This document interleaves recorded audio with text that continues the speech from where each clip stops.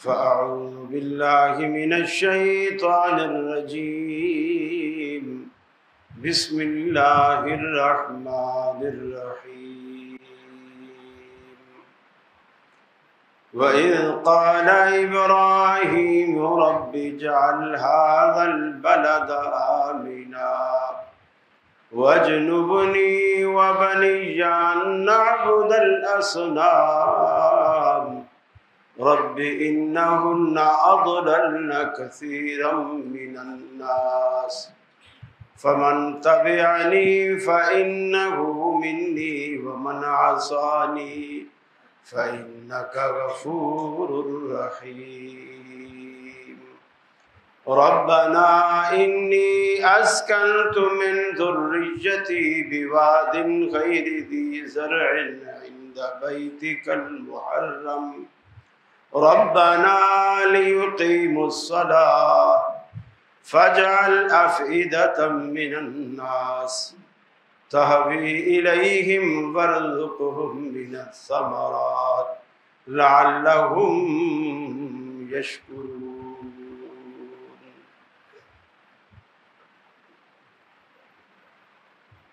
حج کا سیزن ہے، مسلمان تیاری میں ہیں، جا رہے ہیں۔ جانے سے پہلے جن مقامات کی طرف عازم سفر ہے ان مقامات کی اہمیت، فضیلت، شرعی حیثیت ان کی نظر میں ہونا بہت ضروری ہے تاکہ جانے کے اصل مقاصد حاصل ہو سکے۔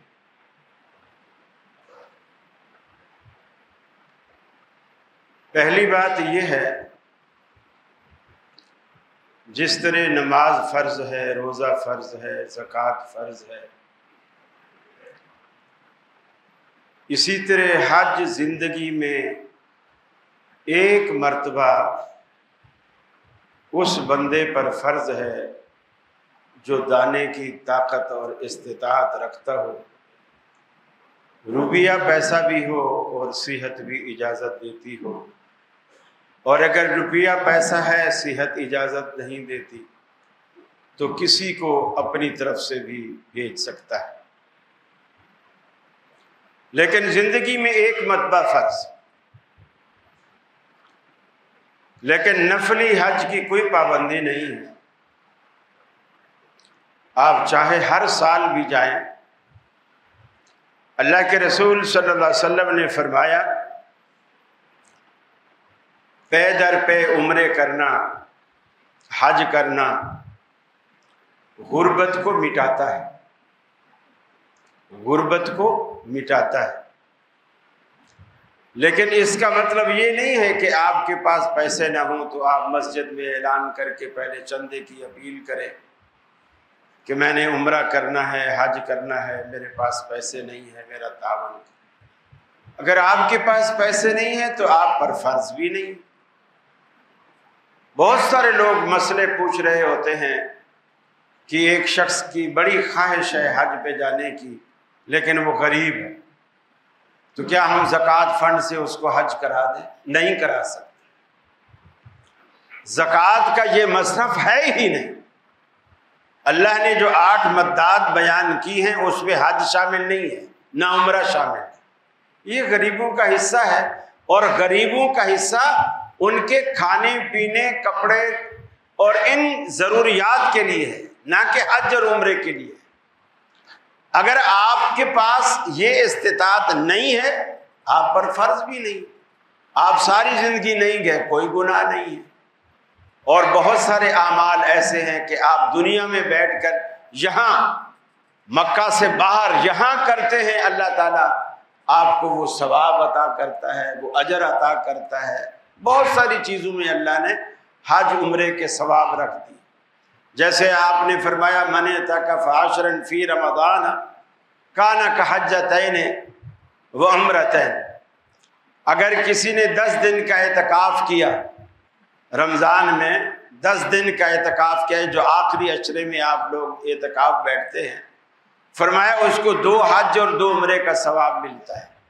ثواب ایک الگ چیز ہے، فریضہ ایک الگ چیز۔ پھر یہ دنیا میں قرآن مجید کہتا ہے ان اول بیت وضع للناس۔ صحابہ نے رسول اکرم صلی اللہ علیہ وسلم سے پوچھا، یا رسول اللہ، دنیا میں سب سے پہلی مسجد کون سی؟ آپ نے قرآن مجید کی یہی آیت پڑھی کہ سب سے پہلی مسجد بیت اللہ ہے۔ اس دنیا میں اس زمین پر جو اللہ کا گھر سب سے پہلے بنا ہے وہ بیت اللہ ہے۔ آیا اس میں اختلاف ہے روایات میں، بعض میں ہے کہ سب سے پہلے آدم علیہ السلام نے بنایا، اور بعض روایات میں ہے کہ نہیں، سب سے پہلے اسے فرشتوں نے بنایا، کیونکہ جب آدم علیہ السلام بیت اللہ کی تعمیر کر چکے تو فرشتوں نے کہا، اے آدم، ہم آپ کی اس تعمیر سے پہلے، بہت سال پہلے ہم بیت اللہ کا طواف کر چکے۔ تو گویا اس سے یہ ظاہر ہوتا ہے کہ سب سے پہلی تعمیر فرشتوں نے کی، پھر حالات آتے گئے، پھر اسی طرح نوح علیہ السلام کا طوفان بھی آیا اس زمانے میں، جو پوری دنیا میں اللہ تعالیٰ نے ایک سمندر ہی سمندر بنا دیا۔ تو اس وقت بھی ظاہر بات ہے ایک ایسی چیز تھی جس میں بڑی بڑی چیزیں اس کی طوفان کی لپیٹ میں آئیں۔ اور بعض اسرائیلی روایات میں یہ بھی ہے کہ بیت اللہ موجود رہا اور حضرت نوح علیہ السلام کی کشتی نے اس بیت اللہ کے 7 چکر لگائے، لیکن اس کی قرآن و سنت میں کوئی تصدیق نہیں ملتی، اسرائیلیات ہیں اور اس میں سچ جھوٹ دونوں اس میں شامل ہوتے ہیں۔ قرآن کہتا ہے کہ حضرت ابراہیم علیہ السلام نے اپنے رب سے دعا کی اس شہر کے لیے جس شہر میں اللہ کے حکم سے انہوں نے اپنی بیوی حضرت ہاجرہ اور ان کے پاس دودھ پیتا بچہ تھا حضرت اسماعیل۔ دیکھیے بڑی ہستیوں پر آزمائشیں بھی بڑی آتی ہیں۔ ایک اکیلی عورت اور اس کے پاس ایک دودھ پیتا چھوٹا بچہ ہے، شہر نہیں ہے، آبادی نہیں ہے، دور دور تک کوئی انسان کا کہیں گزر بسر نہیں ہے، کھیتی باڑی وہاں نہیں ہوتی، پانی کا کوئی انتظام نہیں ہے، اور ایسی جگہ پر اللہ کے حکم سے اپنی بیوی کو اور دودھ پیتے بچے کو بٹھا دینا، یہ صرف ابراہیم علیہ السلام کا ہی کمال تھا۔ یہ ممکن ہی نہیں ہے کسی انسان کے اندر کہ اتنا دل بردہ رکھے، لیکن جن کو اللہ رب العالمین نے ایک منصب عطا کرنا ہوتا ہے، عزت دینی ہوتی ہے، اور ایک اعلیٰ تاج ان کے سر پہ سجانا ہوتا ہے، پھر اللہ تعالیٰ ان کے دل، ان کے کلیجے، ان کے جگرے وہ بھی ایسے مضبوط بنا دیتا ہے۔ ایک کھجور کی تھیلی ہے اور ایک پانی کا مشکیزہ ہے، اور اس ویرانے میں حضرت ہاجرہ کو اور دودھ پیتے بچے کو ان کی گود میں ہے وہاں بٹھایا اور خود وہاں سے چل پڑے۔ اور جب چل پڑے تو پیچھے حضرت ہاجرہ آئیں، آوازیں دی، یہ دیکھ ہی نہیں رہے، سن رہے ہیں لیکن مڑ کر دیکھ نہیں رہے، جواب بھی نہیں دے رہے۔ شاید یہ بھی حکمت ہو، اگر میں پیچھے مڑ کر دیکھوں ممکن ہے ہاجرہ نے بچہ بھی گود میں اٹھا رکھا ہو، اور وہ میں جب مڑ کے دیکھوں گا اور بچے پہ میری نگاہ پڑے گی، ممکن ہے میرے اندر وہ جو ایک تو ماں کی ممتا ہوتی ہے، باپ کی بھی ممتا ہوتی ہے، میرے اندر سے وہ باپ والی جو ممتا ہے، وہ پیار ہے، وہ شفقت ہے، وہ شاید بیدار ہو جائے، اور میں شاید چھوڑنے پر راضی نہ ہوں۔ دیکھ نہیں رہے پیچھے، پیچھے دوڑی حضرت حاجرہ۔ یہ بخاری شریف میں بڑا طویل واقعہ ہے، حضرت عبداللہ بن عباس رضی اللہ تعالیٰ عنہ سے بیان کرتے ہیں، جب آپ نے کوئی جواب نہیں دیا تو انہوں نے پھر سوال کیا، اللہ امرک بہذا، ابراہیم کیا ایسا کرنے کے لیے اللہ نے آپ کو حکم دیا ہے؟ اور تو کچھ نہیں بتا رہا، لیکن اتنا تو بتانا کہ یہاں ہمیں کس کے حکم سے چھوڑے جا رہے ہیں؟ کیا اللہ نے تجھے ایسا کرنے کے لیے کہا ہے؟ اللہ امرک بہذا، آپ نے فرمایا ہاں، پیچھے مڑ کے نہیں دیکھا، لیکن اب جواب دیا ہاں۔ حضرت حاضرہ کہتی ہیں دیکھیے یہ تربیت ہے، ماں باپ کی بھی تربیت ہے اور خاوند کی بھی تربیت ہے۔ آگے وہ کیا کہتی ہیں؟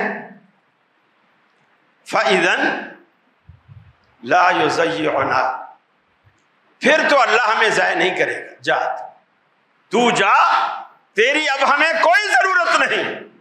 اگر اللہ نے تجھے ہمیں یہاں بٹھانے کو کہا ہے تو پھر وہ ہماری رکھوالی بھی کرے گا۔ اب یہ تربیت ایک اکیلی عورت۔ حضرت ابراہیم علیہ السلام جب وہاں سے چلے گئے، تھوڑا دور گئے تو ایک ٹیلا نما ایک جگہ ہے، اس ٹیلے کے اوپر کھڑے ہو گئے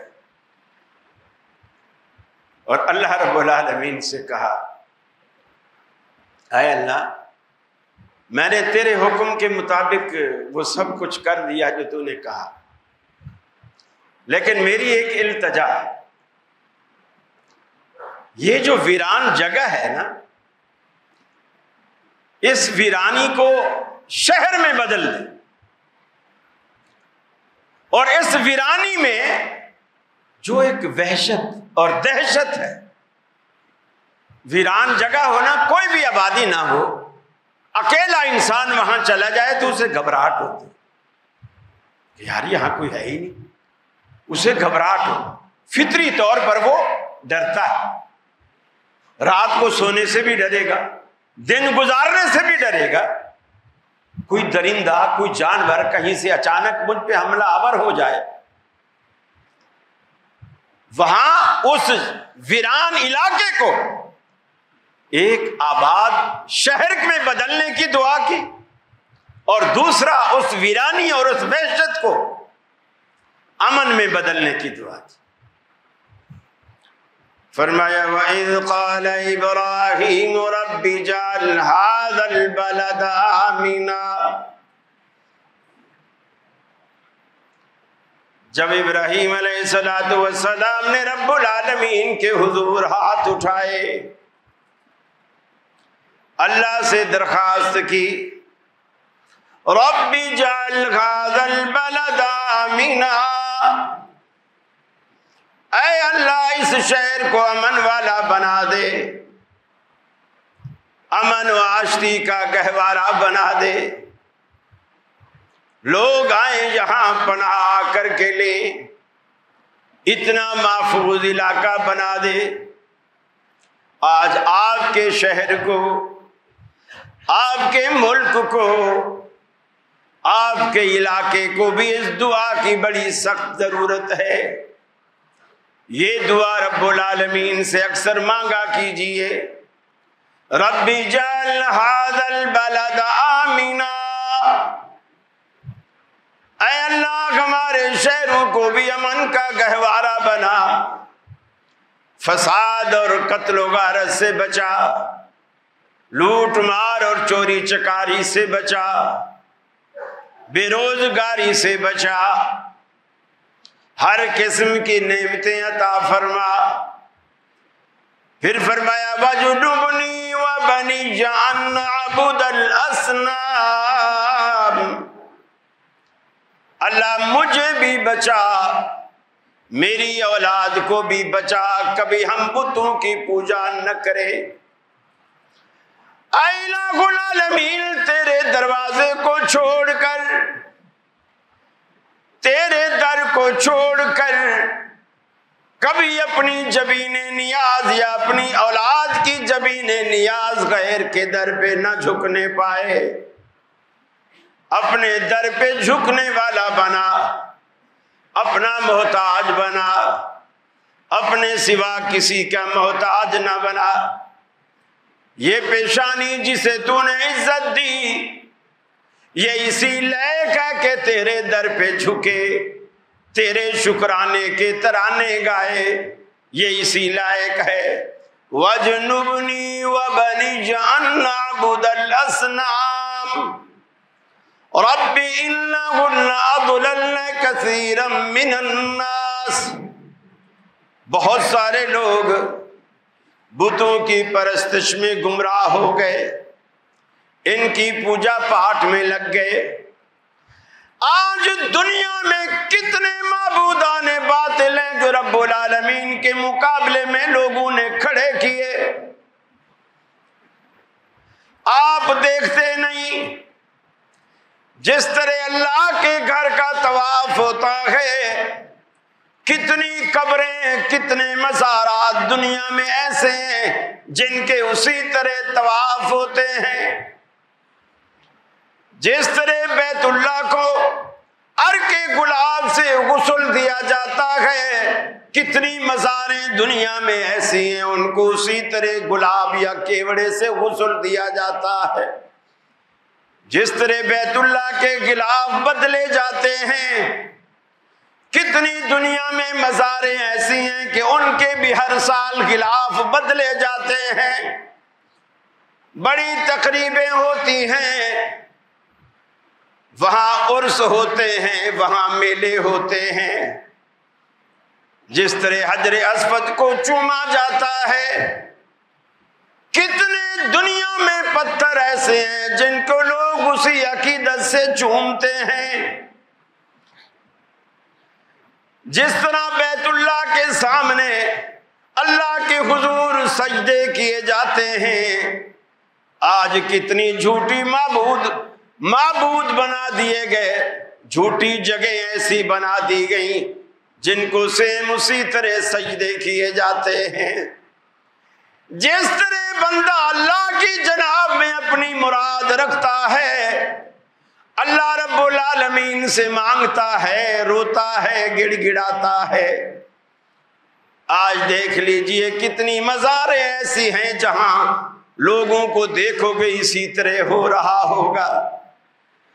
ارے لاہور والوں مجھے بتاؤ، آج تو تمہارے پاس علی حجویری کا مزار ہے، اے بغداد والو آج تمہارے پاس پیر عبد القادر جیلانی کا مزار ہے، اے لاڑکانہ والو آج تمہارے پاس بھی بڑے پیر کا مزار موجود ہے، کلفٹن والو، کراچی والو تمہارے پاس عبداللہ شاہ غازی کا مزار ہے۔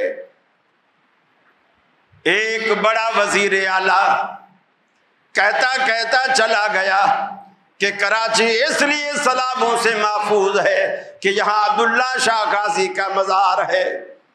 گویا یہ مزار ہمیں ان حالات سے بچائے ہوئے ہیں۔ ارے عبداللہ شاہ غازی کو یہ کیوں نہیں کہتے کہ کراچی کا جو حشر آج ہوا پڑا ہے وہ بھی ٹھیک کر دے؟ اس سے یہ کام کیوں نہیں لیتے؟ مجھے یہ بتاؤ، جب پیر عبد القادر جیلانی نہیں تھے، لاہور میں داتا کا مزار نہیں تھا، لاڑکانہ میں کسی کا مزار نہیں تھا، شاہ لطیف بھٹائی کا مزار نہیں تھا، کلفٹن میں شاہ غازی کا مزار نہیں تھا۔ ان کے پیدا ہونے سے پہلے لوگوں کی ضرورتیں کون پوری کیا کرتا تھا؟ کبھی گھر میں خلوت میں علیحدگی میں رات کے سناٹے میں بیٹھ کر سوچئے گا، جب علی حجویری لاہور کے داتا گنج بخش نہیں تھے، پیدا بھی نہیں ہوئے تھے، تب لاہور کی ضرورتیں کون پوری کرتا تھا؟ تب لوگوں کی مرادیں کون برلاتا تھا؟ لوگوں کی آرزوئیں تمنائیں کون پوری کرتا تھا؟ کبھی تو سوچے نا بندہ۔ آج وہ اولادیں بھی دیتا ہے، وہ رزق بھی دیتا، مجھے بھی بچانا۔ حالانکہ پیغمبر سے کوئی خطرہ تھا کہ وہ بتوں کی پوجا کریں گے کبھی؟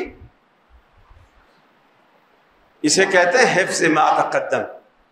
جیسے آپ بیماری کے آنے سے پہلے کوئی ویکسین لگواتے ہیں، ابھی کرونا جن کو نہیں بھی تھا ان کو بھی زبردستی ٹیکے لگوائے،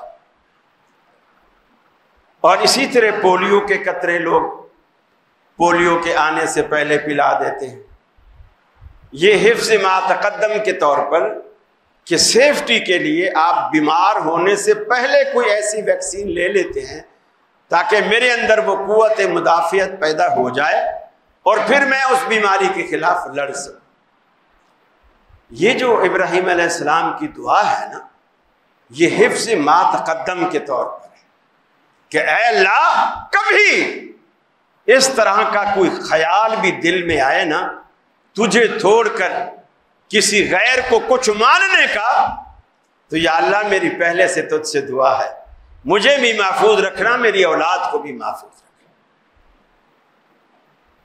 اور یہ ایسی بیماری ہے اضللن کثیرا من الناس، بے شمار لوگ اس گمراہی میں پڑے ہوئے، انہوں نے اس خیال نے، اس تصور نے، بت پرستی نے دنیا کو گمراہ کر کے رکھ دیا ہے۔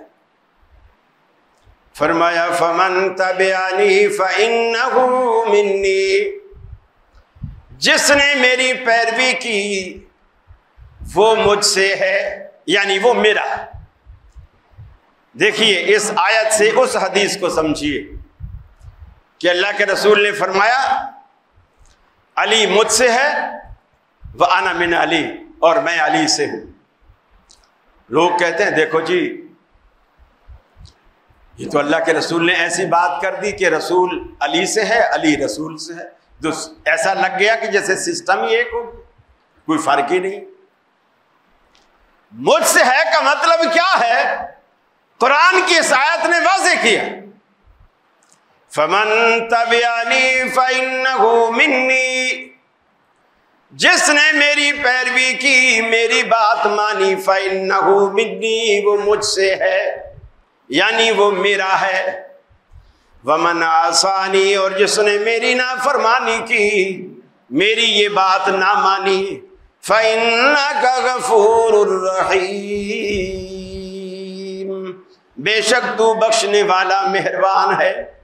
یعنی اگر کوئی میری پیروی کرتا ہے اسے میں اپنا مانتا ہوں، اسے میں اپنا مانتا ہوں، اور اگر کوئی میری نافرمانی کرتا ہے پھر بھی اللہ میں تجھ سے یہ نہیں کہتا کہ اسے تباہ و برباد کر دے، پھر بھی میں تجھ سے یہی امید رکھتا ہوں کہ انک انت الغفور الرحیم، کہ تو بخشنے والا مہربان، یعنی پھر بھی اس کے قصور کو تو معاف کر، اسے بخش دے، اسے ہدایت دے دے، اسے راہ راست پر لے آ، پھر بھی میں اس کی تباہی کی تجھ سے دعا نہیں کرتا۔ یہ ایک پیغمبر کی نرم دلی اور پیغمبر کی اپنی امت کے ساتھ محبت کی ایک علامت۔ پھر فرمایا ربنا انی اسکنت من ذریتی، اے میرے مالک، اے ہمارے داتا، اے ہمارے پروردگار، انی اسکنت من ذریتی بواد غیر ذی زرع عند بیتک المحرم، میں نے اپنے بیوی بچوں کو، اپنی اولاد کو میں نے ایسی جگہ چھوڑ دیا جہاں نہ کھیتی باڑی ہوتی ہے، نہ پانی ہے، بے آب و گیا وادی میں، ویران جگہ میں، کوئی کسی چیز کا کوئی انتظام نہیں، دھوپ ہو جائے تو سائے کا انتظام نہیں، بارش آ جائے تو چھت کا انتظام نہیں، اللہ میں تیرے آسرے پر، تیرے سہارے پر، تیرے حکم پر اپنے بیوی بچوں کو ایسی جگہ چھوڑے جا رہا ہوں، لیکن میری تمنا کیا ہے؟ ربنا لیقیموا الصلاۃ، اے الہ العالمین تیرے گھر کے پاس ویرانے میں بیوی بچوں کو چھوڑنے کا میرا ایک ہی مقصد ہے، لیقیموا الصلاۃ، تاکہ یہ نمازی بن جائیں، نماز پڑھنے والے بن جائیں، نماز قائم کرنے والے بن جائیں۔ باپ کو فکر ہے بچوں کے مستقبل کی، مگر مستقبل دنیا کا نہیں، مستقبل آخرت کا، یہ باپ کو فکر ہے۔ یقین مانی ہمیں بھی فکر ہوتی ہے، لیکن یہ فکر ہوتی ہے کہ مرنے سے پہلے بچوں کی شادیاں کر دوں، سب کے کاروبار لگوا دوں، یا سرکاری نوکریاں لگوا دوں، ان کے سب کے گھر بنوا دوں، اور ابراہیم علیہ السلام ویرانے میں بٹھائے کبات۔ اس لیے کہ جب یقین یہ ہو کہ دنیا اس کے ذمہ ہے، آخرت ہمیں کمانی، دنیا اس کے ذمہ ہے، ما من دابۃ فی الارض الا علی اللہ رزقها، اے میرے بندے زمین پہ چلنے والا کوئی چوپایا بھی ہے تو اس کو بھی کھانا میں نے کھلانا ہے، یہ میرا ذمہ اور وعدہ، میرا ذمہ اور وعدہ۔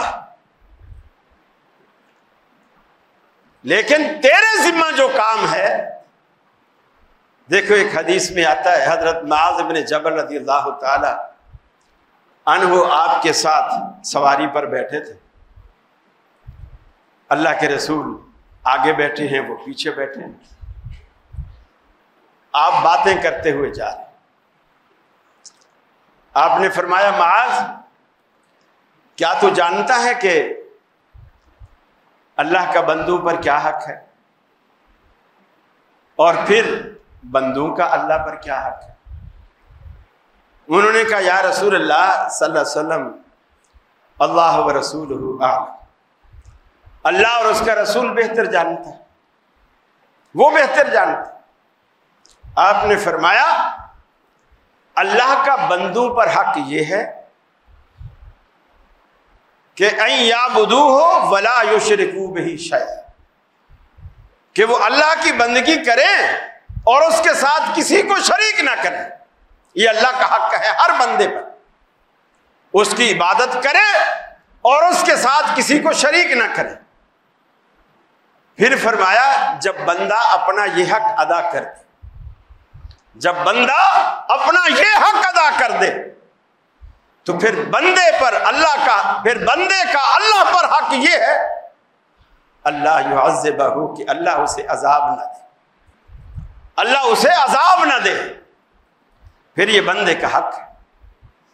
میرے بھائی عذاب سے بچنے کے لیے نسخہ ہی اللہ کے رسول نے ایک بتایا، ایک ہی نسخہ بتایا، ان یعبدوا ولا یشرکوا بہ شیئا، معبودان باطل کا صفایا کر دیجئے، انکار کیجئے۔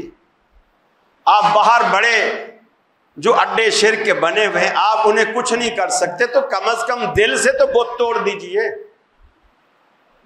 دل سے تو بت توڑ دیجئے نا۔ یہ جو ہمارے دلوں میں بت سجے ہوئے ہیں،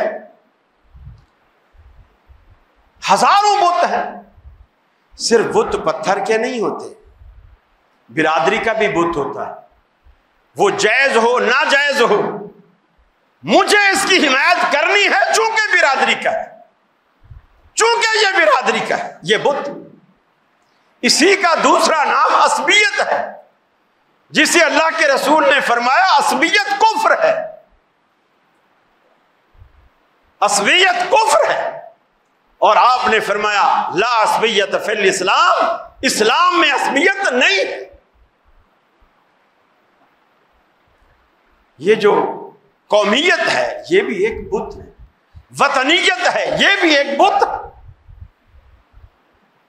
اور اسلام کیا کہتا ہے؟ تمہاری محبت، عقیدت، پیار، الفت، اس کا معیار اللہ اور اس کا رسول ہونا چاہیے، عقیدہ توحید ہونا چاہیے، سنت رسول ہونی چاہیے، یہ تمہاری محبت کی بیس اور بنیاد ہونی چاہیے۔ حضرت اب ہم جو دنیا میں یہ جو ٹھیک ہے وہ بھی ایک بت ہے جو باہر آپ کو نظر آتے ہیں، لیکن یہ کسی نے کہا نا کہ ہم نے تیرے ملنے کی ترکیب یہ سوچی ہے، دل میں ہی بنا لیں گے چھوٹا سا صنم خانہ، دل کے آئینہ میں ہے تصویر یار، جب ذرا گردن جھکائی دیکھ لی۔ اسی لیے اقبال نے کہا کبھی سر بسجدہ ہوا جو میں تو زمین سے آنے لگی صدا، کبھی سر بسجدہ ہوا جو میں تو زمین سے آنے لگی صدا، تیرا دل تو ہے صنم آشنا، تجھے کیا ملے گا نماز میں، تجھے کیا ملے گا نماز میں؟ پہلے دل میں سجے بتوں کو توڑیے، ان کو پاش پاش کیجئے، پھر اللہ کے حضور سجدہ کیجئے، پھر دیکھیے ملتا ہے کیا نماز میں، سجدے میں جا کے دیکھ، پھر پتہ چلے گا کہ اس میں کیا رکھا ہے، اس میں لذت کتنی ہے، اس میں چاشنی کتنی ہے، اور اس میں اجر کتنا ہے، اور اس سے کتنے آپ کے بگڑے کام سنورتے ہیں، یہ پھر پتہ چلے گا۔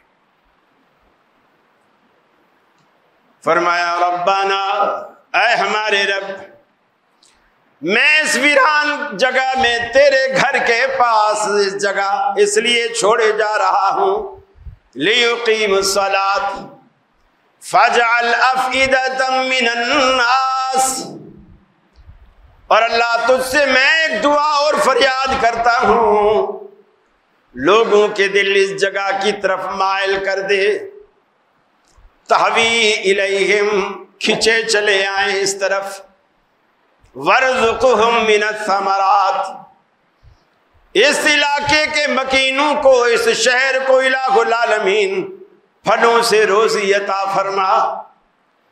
پیغمبر کا اللہ پر توکل دیکھیے، پانی کا نام و نشان نہیں، زمین بنجر ہے، ویرانہ ہے، زرعی زمین نہیں، کھیتی باڑی کا کوئی امکان نہیں، دور دور تک کوئی ندی نالے کوئی چشمے نہیں، لیکن اللہ پر توکل اور بھروسہ اتنا ہے، الہ العالمین اس بنجر جگہ والے لوگوں کو بھی پھلوں سے روزی عطا فرما۔ آج حاجی جانتے ہیں، عمرہ کرنے والے جانتے ہیں، آپ کو مکہ میں ہر پھل ملے گا، دنیا کے کونے کونے سے آیا ہوا ہر پھل ملے گا۔ بعض پھل وہاں ایسے ہم نے دیکھے، یقین مانیے کہ بالکل نئے، اور ہمیں پتہ ہی نہیں ہوتا کہ اس کو چھیل کے کھائیں گے، بغیر چھیلے کھائیں گے، اس کو کیسے کھائیں گے، میٹھا ہوگا یا کھٹا ہوگا، پتہ ہی نہیں ہوتا۔ دنیا سے ایسے ایسے پھل وہاں آئے ہوئے ہیں، یہ ابراہیم علیہ السلام کی دعا کی برکت ہے۔ وَارْزُقْهُم مِّنَ الثَّمَرَاتِ لَعَلَّهُمْ يَشْكُرُونَ، تاکہ یہ شکر کرے، تاکہ یہ شکر کرے۔ بخاری کی اسی روایت میں ہے، ابراہیم علیہ السلام ایک عرصے بعد اس جگہ کی طرف آئے، اور آج کچھ رونق دیکھی۔ وہ رونق کیسی تھی؟ جرہم قبیلہ تھا عرب کا، وہ وہاں سے گزر رہا تھا، انہوں نے دور سے اوپر ایک پرندہ اڑتا ہوا دیکھا، ایک خاص پرندہ ہے، وہ جس جگہ پانی ہوتا ہے وہ اس جگہ اوپر چکر لگاتا ہے، گویا یہ اللہ کی طرف سے کوئی انڈیکیٹر ہے کہ یہاں پانی۔ اس قافلے نے اس پرندے کو دیکھا، انہوں نے سمجھا کہ یہ علاقہ تو ویران ہے، بے آباد ہے، ہم کئی دفعہ یہاں سے گزرے ہیں، لیکن یہ پرندہ نظر آ رہا ہے، اس کا مطلب ہے یہاں پانی ہے۔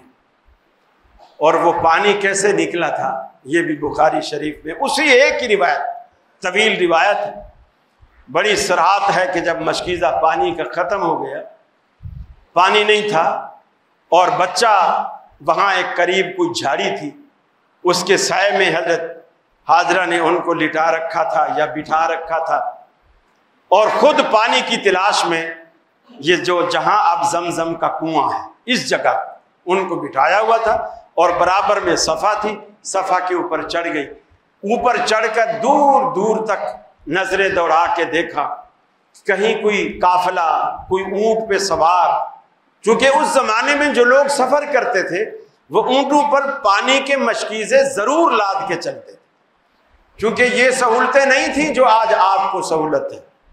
آپ کار میں بیٹھیں تو کہیں سے بھی منرل واٹر کی بوتل مل جاتی ہے، جہاز میں بیٹھیں تو وہاں بھی مل جاتی ہے، اترے تو وہاں بھی مل جاتی ہے، کھانا پینا مل جاتا ہے۔ تو وہاں لوگ جب سفر کرتے تھے، جنگلوں سے، ویران جگہوں سے گزرتے تھے، تو کھانے پینے کا انتظام اپنے ساتھ گھر سے کر کے چلتے تھے، اور خاص کر ایسی چیزوں کا جو بغیر فریج کے اس کے خراب نہ ہو، جیسے کھجور ہے، ستو ہے، یہ آپ ایسے رکھ سکتے ہیں، بس پانی ڈالا، گھولا، تھوڑی شکر ڈالی تو آپ کا وہ گاڑھا سا ایک شربت سا بن گیا، پیاس بھی بجھ گئی، تھوڑی غذا بھی مل گئی۔ تو اس طرح کی چیز لوگ کرتے تھے۔ دور سے دیکھا کوئی قافلہ نظر نہیں، بڑی پریشان ہے۔ پھر اس اترائی سے نیچے اترتی ہیں دوسری سائڈ جو مروہ کی طرف، وہاں جاتی ہیں، اور وہاں جا کر بھی چاروں طرف دیکھتی ہیں۔ اسی طرح حدیث میں آتا ہے 7 چکر لگاتی ہیں۔ دیکھو، حالانکہ وہ عبادت نہیں کر رہی تھی، وہ تو پانی ڈھونڈ رہی تھی، وہ عبادت نہیں کر رہی تھی، پانی ڈھونڈ رہی تھی۔ اللہ کو ان کی یہ ادا اتنی پسند آئی کہ آج اللہ نے اس کو عبادت بنا دی، اللہ نے اس کو عبادت بنا دی۔ پھر مروہ سے نیچے اتری، پھر صفا کی طرف، جب مروہ تک گئی، 7 چکر ان کے ہو گئے، ایک آواز انہوں نے سنی، بندہ نظر نہیں آیا کہ آواز دینے والا کون ہے، نظر نہیں آیا۔ اسے کہتے ہیں غیبی مدد۔ حدیث میں آتا ہے توجہ دی، اور حضرت حاضرہ نے خود کو کہا کہ چپ کر، آواز کو سن، توجہ دے اس پر۔ توجہ لگا کر اس آواز کو دوبارہ سنا، کوئی آواز دے رہا تھا کہ تیری پریشانی کا مداوع ہو گیا ہے۔ چنانچہ انہوں نے پھر بچے کی طرف دیکھا، وہاں دیکھا تو بچے کے پاس ہی پانی کا ایک فوارہ پھوٹا۔ حدیث میں 2 الفاظ آتے ہیں، اس فرشتے نے اپنی ایڑی ماری، یہ الفاظ بھی آتے ہیں، اور فرشتے نے اپنا پر مارا، یہ الفاظ بھی آتے ہیں، اور چشمہ پھوٹا۔ یہ وہاں مروہ سے فوراً بھاگی، اور پانی کے ارد گرد ادھر ادھر آس پاس سے ریتی، بجری، مٹی جو بھی وہاں میسر تھا، پتھر، روڑے، سب اکٹھے کر کے پانی کو روکنے لگی۔ اللہ کے رسول نے فرمایا اللہ اسماعیل پر رحم فرمائے، اگر وہ زمزم کو روکتی نہیں تو آج پوری دنیا میں زمزم ہی ہوتا، پوری دنیا زمزم پیتی۔ لیکن اللہ کے رسول کی اس بات کو اللہ نے آج بھی سچا کر دکھایا۔ آج جتنے حاجی جاتے ہیں پوری دنیا سے آتے ہیں، اپنے ساتھ زمزم لے کے جاتے ہیں۔ آج بھی پوری دنیا میں زمزم اس بات کے نتیجے میں پوری دنیا میں زمزم پہنچ رہا ہے۔ حضرت حاضرہ نے مشکیزہ جو خالی ہو گیا تھا، سب سے پہلے چلو بھر بھر کے اس مشکیزے کو بھرنا شروع کیا۔ اب پانی تو وہاں تھا، وہ جرہم قبیلے کے لوگ جب آئے، پرندے کو دیکھ کر وہاں دیکھا کہ پانی ہے، اور پاس میں ایک عورت بیٹھی ہے، اس کے پاس ایک بچہ ہے۔ دیکھیے، اس گئے گزرے دور میں بھی اخلاقیات، رکھ رکھاؤ، دشمنی کے بھی کوئی معیار ہوتے تھے، دوستی کے بھی معیار ہوتے تھے۔ رکھ رکھاؤ کیسا ہے؟ اس عورت سے آ کے پوچھتے ہیں کہ اس علاقے میں ہم بھی کوئی اپنے خیمے وغیرہ لگا لیں۔ اب وہ تو دل میں چاہتی تھی کہ چونکہ میں اکیلی عورت ذات رہ رہی ہوں، اچھا ہے یہاں انسان آباد ہوں، اور ابراہیم علیہ السلام کی دعا بھی تھی۔ لیکن ایک بات کہی جو بخاری شریف میں موجود ہے، آپ یہاں رہو لیکن اس پانی پر حق میرا ہوگا، یعنی تمہیں لینا بھی ہوگا تو میں اس کی مالک ہوں، مجھ سے پوچھ کے لینا ہو، میری اجازت سے لینا ہو۔ انہوں نے کہا ہمیں منظور ہے، بس تو ہمیں یہاں رہنے کی اجازت دے دی۔ انہوں نے دے دی۔ اب یہ کچھ عرصے بعد جب حضرت اسماعیل علیہ السلام ظاہر بات ہے گبرو جوان ہو گئے، تو اس حالت میں جرہم قبیلے نے اپنی ایک عورت ان کو رشتے میں دے دی، شادی ہو گئی۔ کچھ عرصے بعد ابراہیم علیہ السلام جب آئے، دیکھا تو گھر میں اسماعیل نہیں ہے،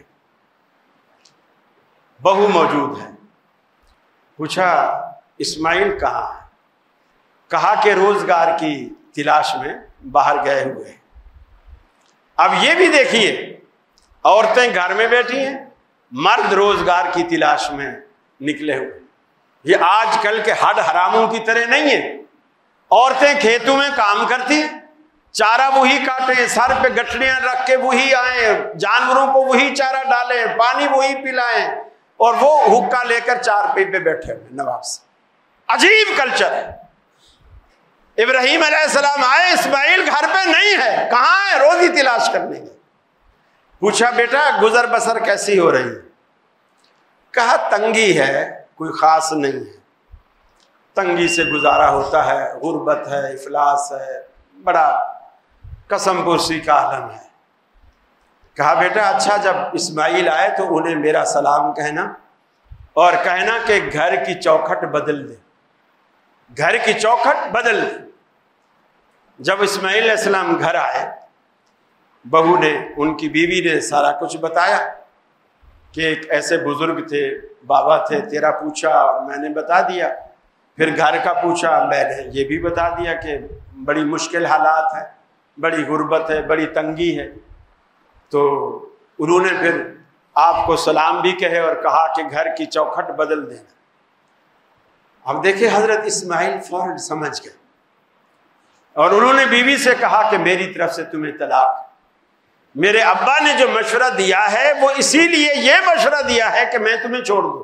گھر کی چوکھٹ بدل دینے کا مشورہ، اس کا مطلب یہ تھا کہ میں تمہیں چھوڑ دوں، صرف بیوی کی اس ناشکری کی وجہ سے۔ اگر باپ نیک ہو، عالم ہو، فاضل ہو، صالح ہو، اللہ کے دین کا علم رکھتا ہو، پھر اگر وہ کوئی بیٹے کو نصیحت کرتا ہے تو بیٹے کو اس پہ عمل کرنا چاہیے۔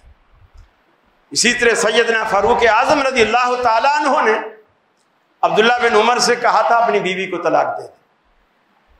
وہ فوراً رسول اللہ صلی اللہ علیہ وسلم کے پاس آئے، یا رسول اللہ مجھے اپنی بیوی سے کوئی شکایت نہیں، میں اسے پسند کرتا ہوں، وہ مجھے پسند کرتی، اور ہمارا کوئی جھگڑا بھی نہیں، اور ابا کہتے ہیں اسے طلاق دے دے۔ آپ نے فرمایا عبداللہ وہی کرو جو تمہارے ابا کہتے، وہی کرو جو تمہارے ابا کہتے۔ لیکن اس کا مطلب یہ نہیں کہ آج کل کے ابا بھی جس کو کہیں بیٹا اس کو طلاق دے دے وہ طلاق دے دے، نہیں۔ باپ بھی عمر فاروق جیسا یا ابراہیم علیہ السلام جیسا ہونا چاہیے۔ وہ تدبر، وہ بردباری، وہ تفکر، وہ فکر، وہ بصیرت، وہ بھی اسے حاصل ہونی چاہیے۔ یہ نہیں ہے کہ آج سسر نے کہہ دیا بہو کو چائے بنا کے دے، اس کو چائے بنانے میں دیر ہو گئی تو بیٹے سے کہا اسے طلاق دے دے، دفع کر اسے۔ یہ نہیں ہوتا ہے۔ بڑے بڑے معاملات ہوتے ہیں جنہیں رکھنا پڑتا ہے۔ پھر ایک وقت ایسا آیا، ابراہیم علیہ السلام چلے گئے، بیٹے سے ملاقات نہیں ہوئی، دوبارہ آئے، اور دوبارہ جب آئے تو پھر بھی ابراہیم علیہ السلام آئے تو بہو دوسری تھی، اسماعیل علیہ السلام نہیں ملے۔ پوچھا بیٹا اسماعیل کہاں ہے؟ کہا وہ روزگار کی تلاش میں گئے ہوئے۔ اچھا گزر بسر کیسا ہو؟ الحمدللہ اللہ کا بڑا فضل ہے۔ اور کہا کہ کیا کھاتے ہو؟ کہا ہم گوشت کھاتے ہیں۔ اور کیا پیتے ہو؟ کہا ہم پانی پیتے ہیں، گوشت کھاتے ہیں۔ اچھا ماشاءاللہ، اور اسماعیل کے ساتھ تم خوش ہو؟ جی الحمدللہ بہت خوش ہوں۔ فرمایا جب اسماعیل آئے تو اسے میرے سلام کہنا اور کہنا کہ اس گھر کی دہلیز کی حفاظت کرنا، اس کو خراب نہ ہونے دینا، اس کی حفاظت کرنا۔ وہ اسی طرح انہوں نے، بہو نے بتا دیا۔ حضرت اسماعیل نے کہا یہ میرے والد تھے جو مجھے یہ نصیحت کر کے گئے ہیں کہ اس بیوی کی حفاظت کرنا، اسے نہ چھوڑنا۔ دیکھا کیا ہے؟ ایک ناشکری ہے اور ایک شکر گزار ہے۔ حالانکہ حالات دونوں کے ایک جیسے ہی تھے، بس بیان میں فرق۔ ایک چٹنی کھا کر بھی کہہ رہی ہے الحمدللہ، اور ایک گوشت کھا کر بھی کہہ رہی ہے کہ زندگی ہے۔ میں تو جب سے تیرے گھر میں آئی ہوں میں نے تو کچھ سکھ دیکھا ہی نہیں ہے۔ ایک دن اگر کچے پیاز سے روٹی کھانی پڑ جائے تو اس کی 10 سالہ خدمت پہ پورا پانی پھیر کے رکھ دیتی ہے۔ ایسی عورتیں ہوتی ہیں۔ اللہ رب العالمین ہر شخص کو ایسی عورت سے، ایسی بہو سے اللہ محفوظ رکھے۔ آپ کو اللہ ایسی بیویاں، ایسی بہویں دے جو اللہ کی بھی تابع دار ہوں اور آپ کی بھی فرما بردار، اللہ کو بھی راضی رکھنے والی ہوں اور آپ کو بھی راضی رکھنے والی۔ تیسری دفعہ آئے، آج ابراہیم علیہ السلام کی حضرت اسماعیل سے ملاقات ہو گئی۔ انہوں نے کہا بیٹا یہ جو سامنے ٹیلا نظر آ رہا ہے نا، یہ اللہ کا گھر ہے، مجھے اللہ نے حکم دیا ہے کہ میں اس کو بناؤں، کیا تو میری اس میں مدد کر سکتا ہے؟ انہوں نے کہا ابا جی آپ جو حکم کریں، آپ مستری بن جائیں میں مزدور بن جاتا ہوں، پتھر میں اٹھا کے لاؤں گا، گارا میں دوں گا، تعمیر آپ کرنا۔ چنانچہ ایک پتھر تھا، جب تک زمین پہ تھے تو آپ ایسے رکھتے رہے، اور جب بنیادیں تھوڑی اونچی ہو گئی تو اس وقت کوئی کھوڑی نہیں تھی، کوئی سیڑھی نہیں تھی، کوئی لفٹ نہیں تھی، ایک پتھر تھا، اس پر ابراہیم علیہ السلام کھڑے ہو گئے اور وہ پتھر لفٹ کا کام کرتا تھا۔ اس پہ کھڑے ہوتے اور وہ پتھر اوپر اٹھ جاتا تھا، جہاں ضرورت ہوتی ہاتھ لگانے کی وہیں تک اونچا ہو جاتا تھا، اور اس پتھر میں آج ابراہیم علیہ السلام کے قدم مبارک بھی چھپے ہوئے ہیں، اور جس میں آپ کی انگلیاں بھی، پاؤں بھی، اور تقریباً بڑا یعنی 11-12 نمبر کا پاؤں لگتا ہے۔ اس طرح اگر دیکھا جائے تو وہ آج بھی چھپا ہوا ہے، جو مقام ابراہیم میں اندر انہوں نے شیشے کے کور کے اندر اس کو محفوظ کر کے رکھا ہوا ہے۔ وقت کافی گزر چکا ہے، اللہ سے دعا ہے اللہ رب العالمین مجھے بھی اور آپ کو بھی اپنے گھر کی زیارت نصیب فرمائے۔ اللہ رب العالمین ہمیں پکا سچا دین پر عمل کرنے والا بنائے، اپنے گھر کو آباد رکھنے والا بنائے۔ انشاءاللہ اگلے جمعہ زندگی رہی تو اسی ٹاپک کو آگے بڑھائیں گے، اور اس میں ابھی مکے کی فضیلت بھی رہ گئی ہے اور مدینے کی فضیلت بھی باقی ہے۔ وآخر دعوانا ان الحمدللہ۔